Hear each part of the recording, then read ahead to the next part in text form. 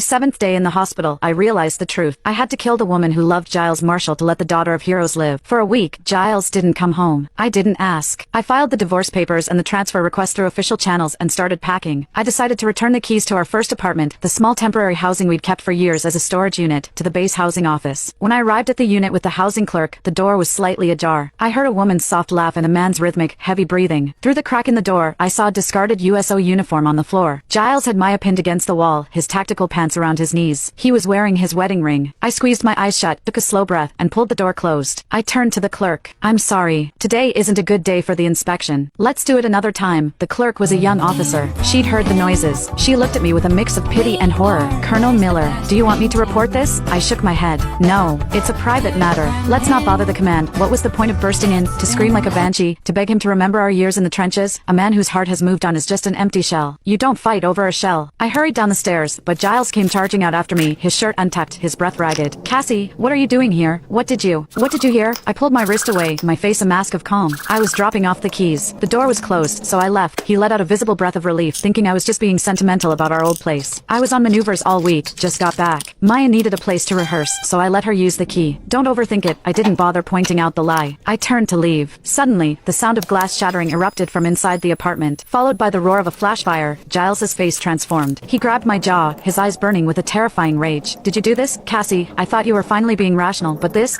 petty, dangerous bullshit? If Maya is hurt in there, I will personally see you court-martialed." He shoved me aside and ran into the smoke. I started to walk away, but then I remembered, my parents' original documents and the divorce filing were locked in the old safe in that bedroom. I grabbed a fire extinguisher from the hallway, smashed the window, and dived into the heat. The room was thick with black smoke. Giles was already carrying Maya out. When he saw me, his eyes went cold. "What are you doing? Get out!" I ignored him and ran for the bedroom. The curtains were melting. The safe was right next to the burning closet. "Cassie, you're going to die for a safe? Get out!" Giles roared from the doorway. I knelt by the safe, spinning the dial. As the door clicked open, the overhead light fixture, heavy and wreathed in flames, buckled. Giles instinctively shielded Maya and jumped back toward the exit. The blast of heat threw me backward. Glass shards sliced into my arms, blood soaking through my shirt instantly. I clawed the envelope out of the safe and tucked it against my chest. The smoke filled my lungs. The world blurred. The last thing I heard was the sound of Giles's boots running away from me, and the distant, lonely wail of a siren. When I woke up, I was back in the military hospital. Giles was sitting by the bed, holding the scorched envelope. Inside were 2 red booklets. "Marriage licenses. You almost died for our marriage licenses?" His voice was tight. "Cassie, you have a hairline fracture in your leg, smoke inhalation, and second-degree burns. You almost didn't make it." I reached out and took the envelope back. There were no marriage licenses in there. Just the documents I needed to leave him and the proof of who I actually was. Giles watched me clutch the envelope, his brow furrowed. "We all could have gotten out fine, but you had to make it a choice.